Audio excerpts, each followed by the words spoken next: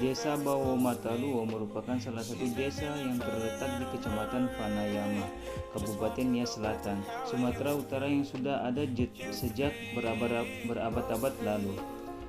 Bawomataluo dikenal sebagai sebuah desa yang dipenuhi dengan adat Nias populer yang berada di atas bukit dengan ketinggian 328 meter di atas permukaan laut. Dan hingga hari ini, Desa Bawomataluo menjadi salah satu desa yang memiliki nilai dan budaya yang kuat. Terbentuknya desa ini sendiri diperkirakan pada tahun 1862. Keberadaan Desa Bawomataluo dimulai pada saat Belanda berada di wilayah Indonesia untuk menjajah Pulau Nias di Desa Orahili yang sekarang dikenal dengan nama Desa Orahili Fau. Karena Desa Orahili Fau merupakan salah satu desa yang sangat susah ditaklukkan oleh Belanda pada saat itu, pemerintahan Belanda kemudian menyatukan semua desa sekitar itu untuk dijadikan sebagai negeri Tuhenori. Namun, karena benteng yang begitu kuat yang dimiliki oleh warga Orahili Fau, maka Belanda tidak berhasil menyelesaikan misi tersebut. Akan tetapi, kekecewaan Belanda tersebut mereka lampiaskan pada rumah warga Orahili Fau yang dengan membakar hingga hangus pada tahun 1863. Setelah ditelusuri, ternyata ada pihak yang bersekongkol dengan Belanda yang dilakukan oleh pengkhianat Nias.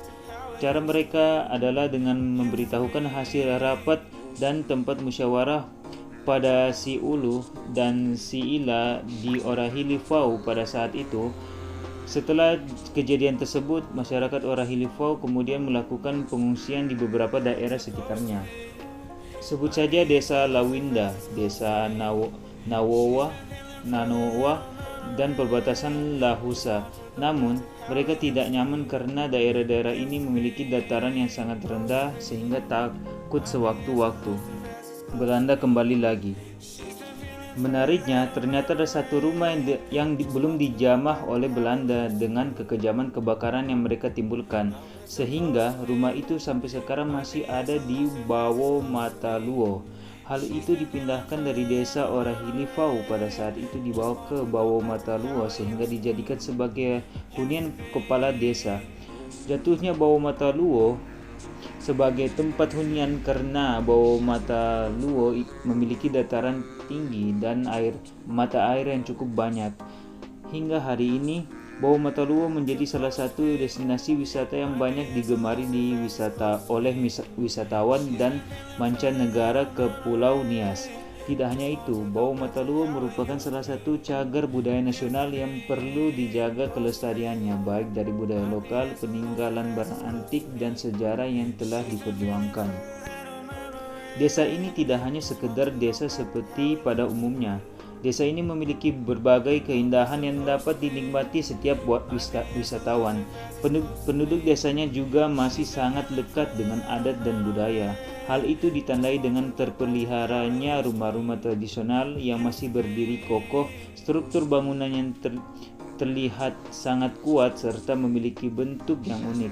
Selain itu, di halaman rumah terdapat batu-batu mengalit yang memiliki arti tertentu dan masih terawat hingga saat ini.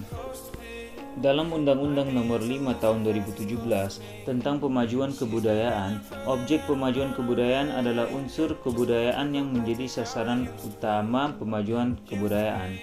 Objek pemajuan kebudayaan meliputi 10 objek, yaitu tradisi, lisan, manuskrip, adat istiadat, ritus, pengetahuan tradisional, teknologi tradisional, seni, bahasa, permainan rakyat, dan olahraga. Namun pada tugas kali ini saya akan menjelaskan lebih rinci mengenai poin ke-10 pada pemajuan objek kebudayaan, yaitu olahraga. Selain menjadi surga bagi para peselancar dengan keindahan lautnya, Pulau Nias adalah salah satu tempat dengan sejarah megalitikum yang masih bisa ditemukan di Indonesia. Salah satu atraksi sejarah yang paling populer di Pulau Nias adalah lompat batu yang dikenal oleh masyarakat setempat dengan istilah Pahombo. Olahraga tradisional masyarakat ini dibilang unik karena dilakukan oleh seorang prajurit Nias dengan cara melompati batu dengan ketinggian 2 meter. Ketika ritual Pahombo dilaksanakan, pemuda Nias akan mengenakan pakaian adat pejuang Nias. Pakaian ini bermakna bahwa pemuda tersebut sudah siap untuk menjadi laki-laki dewasa dan menghadapi segala tanggung jawab yang akan diembannya. Pohombo pertama kali muncul karena sering terjadi peperangan antar suku di wilayah Nias kala itu. Setiap wilayah di Pulau Nias memiliki benteng masing-masing dengan ukuran yang cukup tinggi. Setiap pasukan yang sedang berada dalam peperangan dipaksa harus bisa untuk melompati benteng-benteng tersebut. Maka dari itu, untuk mendapatkan ketangkasan, para prajurit harus berlatih dan dibuatlah tumpukan batu sebagai sarana pelatihan.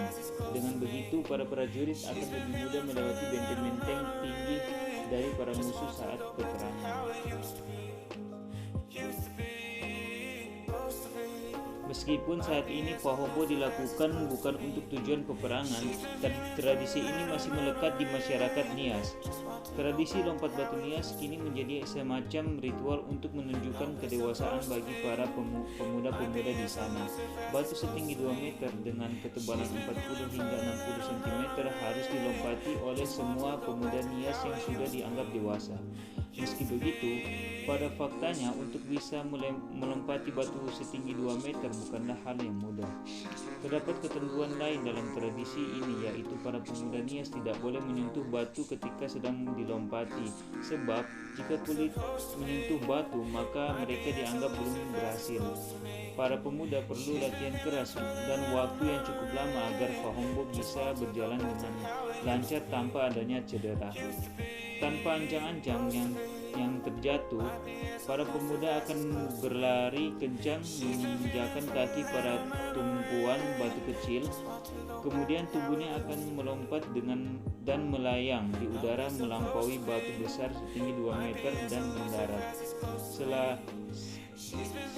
Selain latihan yang rutin, diperlukan juga teknik khusus untuk dilakukan tradisi lompat batu ini. Untuk dapat berhasil melompat susunan batu, para pemuda harus berlatih keras sejak usia 6 tahun. Selain menjadi tradisi setempat, lompat batu Nias ini juga menjadi pertunjukan yang menarik terutama untuk para wisatawan yang tertarik untuk melihat budaya yang satu ini. Kegagahan aksi lompat batu terlihat dalam uang kertas pecahan 1000 yang diterbitkan tahun 1990-an. Namun pada 2016, Bank Indonesia secara resmi mengakhirinya dengan melakukan pencabutan dan penarikan uang dengan gambar lompat batu tersebut. Untuk bisa sampai ke desa Bawomataluo, turis bisa melakukan penerbangan sampai Bandara Binaka Gunung Sitoli. Sepanjang perjalanan 3 jam bandara ke desa wisata, mata turis akan dimanjakan dengan keelokan alam beserta deretan omo hada atau rumah adat milik warga. Desa Bawomataluo ditinggali setidaknya 1000 kepala keluarga. Untuk menyaksikan tradisi lompat batu, turis harus membayar dua orang pemuda desa dengan tarif 150.000. Tradisi lompat batu di desa wisata Bawomataluo sedang digalang pemerintah Indonesia sebagai salah satu warisan kebudayaan dunia. Hingga saat ini panitia pusat Sainias 2019 berencana mengajukan desa tradisional Bawomataluo menjadi warisan dunia UNESCO. Menteri Koordinator Bidang Kemaritiman Luhur Binsar Panjaitan mengatakan usulan untuk mengajukan desa Bawomataluo di warisan dunia UNESCO disampaikan dalam seminar internasional on Nias Heritage 2019 di Gunung Sitoli yang merupakan rangkaian kegiatan Sainias. Menurut Menteri Koordinator Bidang Kemaritiman dan Investasi Luhut Binsar Panjaitan, dengan masuknya desa Bawomataluo dalam situs warisan budaya UNESCO akan meningkatkan jumlah wisata asing ke Kepulauan Nias dan diharapkan dapat menambah penghasilan asli daerah serta meningkatkan kesejahteraan masyarakat khususnya di Kepulauan Nias. Nilai-nilai karakter positif yang terdapat dalam tradisi Hombo Batu. Berdasarkan berbagai sumber ataupun literatur, maka ditemukan beberapa nilai ataupun karakter unggul yang terdapat dalam tradisi Hombo Batu. atau loncat batu di Pulau Nias, Sumatera Utara, Indonesia, yakni 1. Melatih kekuatan fisik dan ketangkasan. 2. Meningkatkan keberanian dan daya juang. 3. Menempa kedewasaan dan kesiapan menghadapi tantangan hidup. 4. Memupuk keuletan dan semangat berlatih. Serta 5. Memiliki heroisme dan daya juang. Penjelasannya adalah sebagai berikut. Pertama, melatih kekuatan fisik dan pernapasan. Untuk dapat melewati batu tersebut, diperlukan adanya kekuatan fisik yang memadai. Selain kekuatan, seseorang juga harus berlatih sehingga memiliki ketangkasan. Melalui tradisi ini, yakni dengan kekuatan fisik dan psikomotorik yang tangkas, diharapkan individu atau siswa dapat tumbuh menjadi pribadi yang sehat lahir dan batin. Seperti pepatah yang mengatakan bahwa mens sana in corpore sano, yang artinya di dalam tubuh yang sehat terdapat jiwa yang kuat. Kedua, meningkatkan keberanian dan daya juang. Salah satu karakter positif dalam tradisi Hombo Batu atau loncat batu adalah meningkatkan keberanian dan daya juang. Hal ini seperti dikutip oleh S. Dharma pada tahun 2010 sebagai berikut. Para pemuda itu akan diakui sebagai lelaki pemberani apabila dapat melompati sebuah tumpukan batu yang dibuat sedemikian rupa yang tingginya lebih dari 2 meter. Ada upacara ritual khusus sebelum para pemuda melompatinya. Sambil mengenakan pakaian adat, mereka berlari dengan menginjak batu penumpang kapal terlebih dahulu untuk dapat melewati bangunan batu yang tinggi tersebut. Keberanian dalam melewati batu tersebut dapat menjadi media refleksi bagi anak-anak muda untuk bisa memaknai proses kehidupan tentang pentingnya nilai keberanian. Salah satunya adalah keberanian dalam mengambil keputusan. Meloncat adalah sebuah keputusan dan sekali keputusan diambil, maka seseorang harus siap dengan berbagai risiko, seperti luka-luka, cedera, dan sebagainya. Hal ini merupakan satu cerminan bahwa untuk mencapai satu kesuksesan diperlukan daya juang dan keberanian dalam mengambil risiko dan keputusan. Tidak ada kesuksesan tanpa pengambilan keputusan, dan setiap keputusan akan melahirkan risiko-risiko. Semakin sulit suatu keputusan, semakin berat risiko yang akan dihadapi. Sebagai salah satu faktor yang menyebabkan seorang jauh dari kesuksesan adalah karena rasa takut dan ragu-ragu untuk mencoba dan memulai. Keberanian bukanlah menghindar dari rasa takut, tapi adanya kesediaan untuk mengalami dan melawan rasa takut tersebut dengan daya juang yang tinggi. Ketiga, menempa kedewasaan dan kesiapan menghadapi tantangan hidup. Tradisi Hombo Batu atau loncat batu ini memiliki nilai filosofi sebagai pintu gerbang seorang anak memasuki kedewasaan dan kesiapan untuk menghadapi tantangan dalam kehidupan. Artinya, dengan kemampuan untuk melewati loncat batu tersebut, seorang anak dapat menginternalisasi nilai-nilai kedewasaan untuk mengemban tugas dan tanggung jawab sebagai individu yang layak menerima amanah. Kedewasaan tentu saja berkaitan dengan karakter tanggung jawab, yakni kesiapan untuk mengambil peran-peran yang signifikan dalam kehidupan sosial. Kedewasaan juga mengisyaratkan pada nilai kemandirian untuk melaksanakan tugas-tugas perkembangan secara baik, tanpa harus bertanggung pada pihak lain.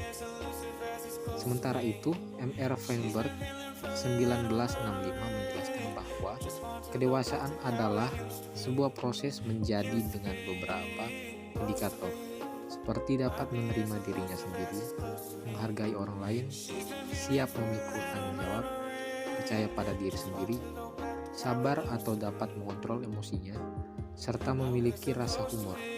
Karena itulah, nilai-nilai ini dapat diselipkan dalam proses pembentukan karakter yang dimediasi dengan tradisi Hombo Batu atau loncat batu.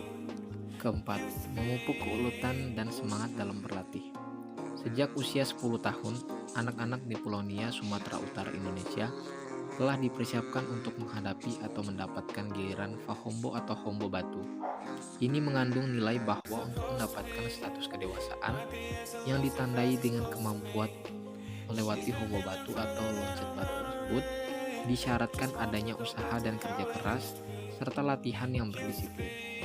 Hal ini yang dapat dimaknai adalah kehidupan ini merupakan sebuah tahapan, dan setiap tahapan dalam kehidupan harus dipersiapkan dengan baik, sehingga pada masanya datang, ia dapat tumbuh menjadi sosok yang matang atau dewasa, baik secara kepribadian maupun karakter. Karena itu, melalui permainan Hombo Batu ini, diharapkan anak dapat mempersiapkan diri dengan baik sebelum memasuki fase kedewasaan. Tradisi Hombo Batu atau loncat batu mengandung satu filosofi bahwa untuk meraih kesuksesan, maka seseorang harus berlari sekuat mungkin untuk dapat meloncat setinggi mungkin. Selain itu, seseorang juga harus memperhatikan posisi kapan harus meloncat dengan timing yang tepat. Ketika seseorang salah dalam menetapkan timing, maka hal ini dapat berakibat fatal. Oleh karena itu, latihan yang dilakukan secara berulang-ulang tanpa mengenal lelah akan melatih kemampuan bukan hanya kecepatan tetapi juga keterampilan dalam menentukan timing. Hal ini menjadi satu pembelajaran bahwa dalam setiap kehidupan ini tidak saja harus bergerak cepat dalam menyelesaikan setiap tugas-tugas kehidupan, tapi juga harus peka dan cermat dalam mengambil satu keputusan. Setiap kegagalan dalam berlatih yang dialami oleh calon peloncat batu tentunya harus dimaknai sebagai satu proses untuk meraih kesuksesan.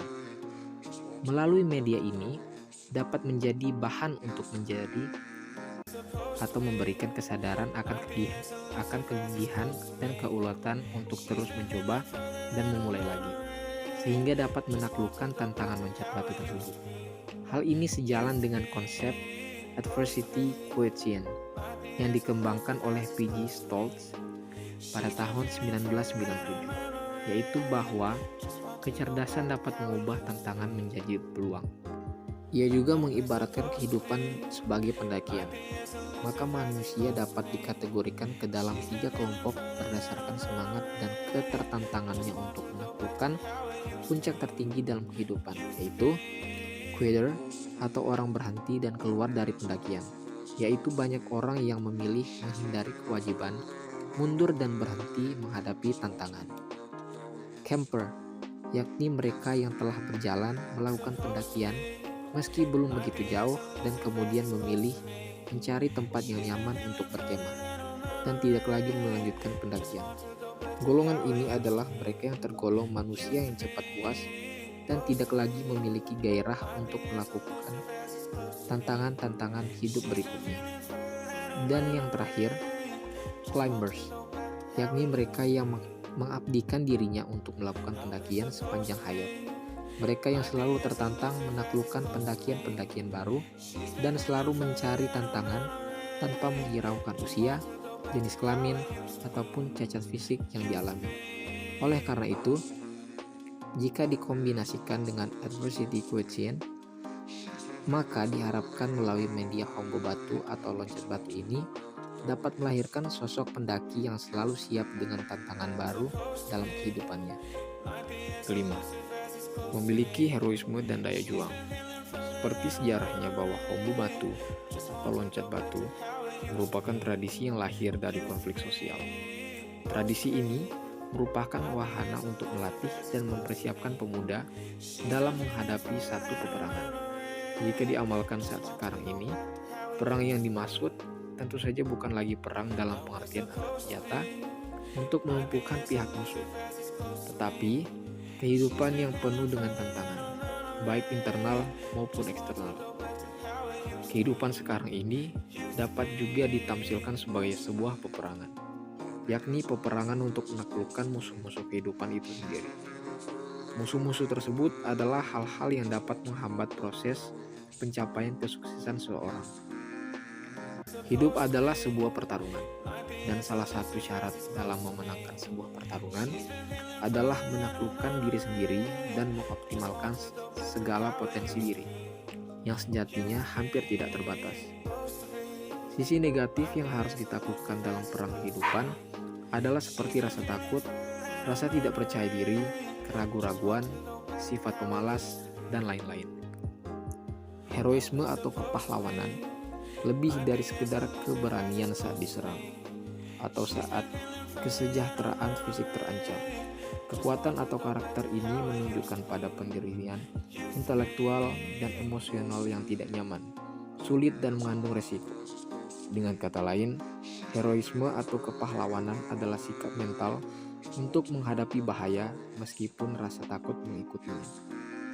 Dalam upaya menanamkan semangat daya juang dan heroisme atau kepahlawanan kepada siswa, maka tradisi Hombo Batu atau loncet batu ini dapat diceritakan tentang sejarah dan asal-muasalnya, sehingga dapat menjadi satu kebanggaan yang diinternalisasikan sebagai satu karakter mereka untuk senantiasa memiliki semangat juang dalam kehidupan. Hal ini seperti pula diterapkan dalam pendirian karakter di Cina. Para guru akan menceritakan mengenai tokoh-tokoh besar di Cina, sehingga para siswa dapat menjadikan mereka sebagai tokoh inspirasi atau model yang senantiasa membakar semangat mereka untuk berkarya dan berkontribusi terhadap bangsanya.